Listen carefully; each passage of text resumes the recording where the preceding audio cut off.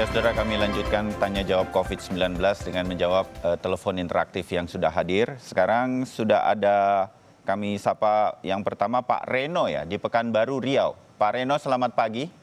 Selamat pagi Mas Bayu. Ya, silakan Pak Reno. Apa pertanyaannya? Jadi kemarin 14 hari yang lalu saya baru pulang dari Jakarta. Ya. Kemudian sampai ke sini, kemudian demam, flu, pilek, izinlah untuk tidak masuk selama 1 minggu. Kemudian 1 minggu berikutnya saya sudah merasa sehat, bekerja seperti biasa. Ini masuk minggu ketiga, saya disuruh atasan saya untuk periksa ke rumah sakit. Padahal gejala saya sudah sehat, seperti itu, sudah tidak demam, batuk, flu. Diminta surat keterangan dari rumah sakit, saya bingung. Saya menolak dengan alasan kalau saya ke rumah sakit akan lebih beresiko saya terpapar, seperti itu. Karena banyak orang sakit di sana. Nah, apakah yang saya... Jadi saya minta isolasi lagi 14 hari kalau memang atasan saya itu kurang yakin terhadap tindakan yang saya ambil. Apakah tindakan saya untuk menolak ke rumah sakit dengan kondisi saya yang masih masa sehat ini dengan mengambil langkah isolasi diri itu sudah lebih tepat, atau memang harus saya ke rumah sakit karena ngotot minta surat keterangan, saya bingung surat keterangan apa, begitu Mas Bayu. Mungkin ada saran untuk saya mungkin seperti itu. Terima kasih. Baik, ditunggu sebentar Pak Reno di Pekanbaru Riau. Saya kemudian ke pertanyaan kedua dari Ibu Ita di Binjai, Sumatera Utara. Selamat pagi Bu Ita. Selamat pagi. Ya, apa pertanyaannya, silakan Bu. Mas Bayu, ini bukan pertanyaan. Ya. Ini saya mengasih pendapat. Jadi gini Mas, waktu itu sebelum Indonesia kena coronavirus, masih di Cina, saya mengirimkan cara penanganan, metode, bukannya pengobatan. Bukan obat yang saya berikan kepada China, dan berhasil. Dan mereka mengatakan berhasil, dan nyatanya memang kita lihat berhasil kan. Jadi, dan saya kirim juga ke Vietnam, Korea, dan semua berhasil. Ya. Jadi saya pikir, dan saya kirim ke Kementerian Kesehatan, tidak sampai katanya. Oke. Jadi saya nggak. Metode Halo? Ibu apa itu? Boleh tahu? Jadi metodenya gini Mas. Itu dilakukan isolasi, dan ada metode sebelum pemberian obat sesuai simptom penyakit si pasien ini, ada obat yang diberikan. Dan dalam tempo 15 menit itu baru diberikan obat-obat selanjutnya. Karena jadi setelah itu maka obat yang memang untuk pengobatan itu dapat berhasil untuk mengobati keluhan dari pasien.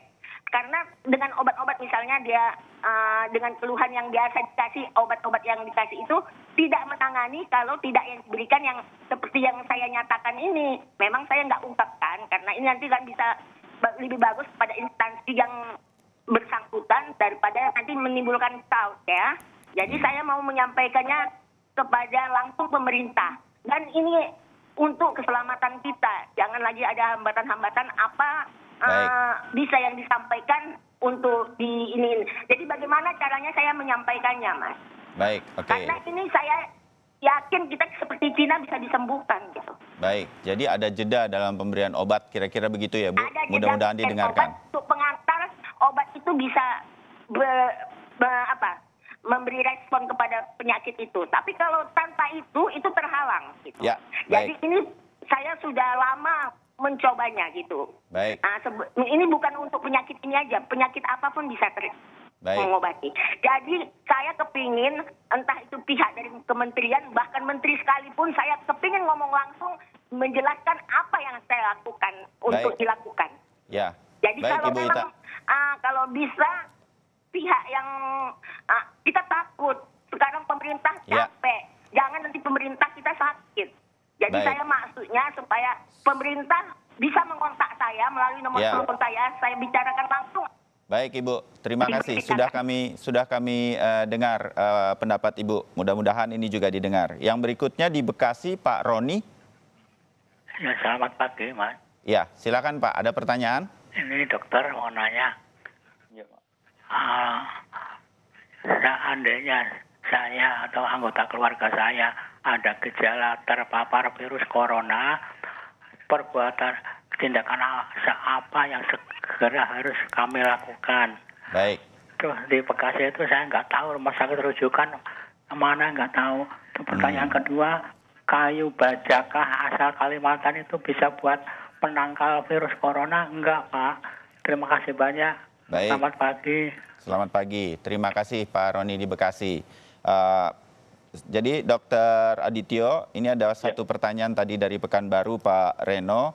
Kalau dia sudah melakukan isolasi diri 1 minggu setelah bepergian dari Jakarta, karena diketahui sebagai epicentrum begitu. Apakah kemudian sudah cukup karena gejalanya kemudian sudah hilang atau bagaimana, Dokter Adit? Baik, terima kasih Mas Bayu dan Pak Reno. Jadi yang dimaksud dengan karantina setelah kita pulang dari daerah terjangkit, itu lamanya adalah 2 minggu. Jadi lamanya adalah 2 minggu dan yang dilakukan pada saat 2 minggu itu memantau apakah memang muncul gejala.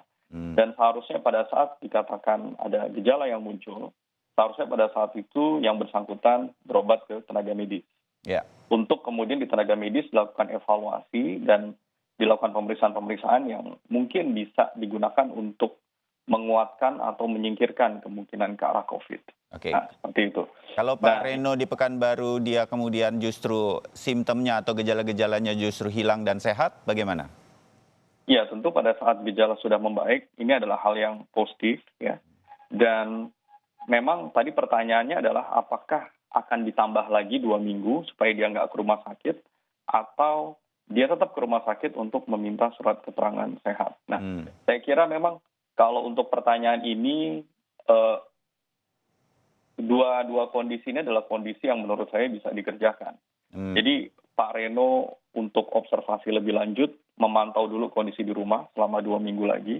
Sampai kemudian apabila dalam 2 minggu itu tidak ada gejala yang muncul sama sekali, ya tentu kita berasumsi bahwa sudah tidak ada infeksi lagi, gitu ya, atau tidak ada penyakit. Atau memang bisa juga Pak Reno datang tetap berobat ke rumah sakit karena memang sebelumnya Pak Reno juga ada gejala. Gitu. Ya. Minimal ke rumah sakit untuk memeriksakan kondisi aktual pada saat ini.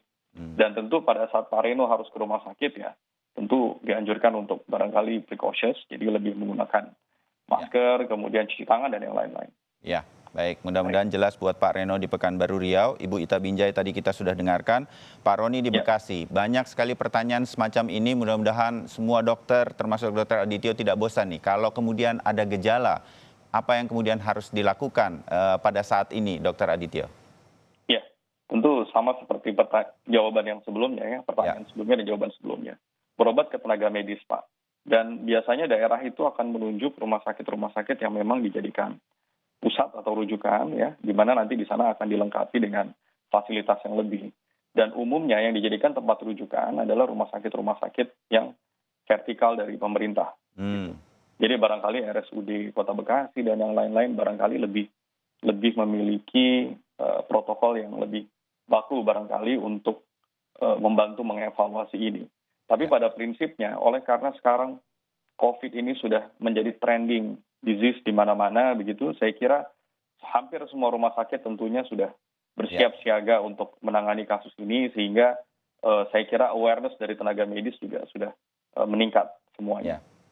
Baik, jadi segera saja ke rumah sakit. Kalau kemudian ada RSUD, rumah sakit pemerintah di Bekasi, hampir dipastikan itu akan menjadi rumah sakit rujukan biasanya. Nah, hal semacam ini menjadi awareness bagi seluruh masyarakat, bukan hanya Pak Roni di Bekasi tadi yang bertanya. Baik, Dokter Adityo, terima kasih untuk waktunya, Dokter. Dan kita akan bertemu lagi kapan-kapan. Dokter Adityo Susilo tadi, spesialis penyakit dalam dan juga anggota ID serta konsultan penyakit tropik dan infeksi sudah bersama kami di Tanya Jawab COVID-19. Terima kasih Dokter Adityo, kita ketemu lain waktu.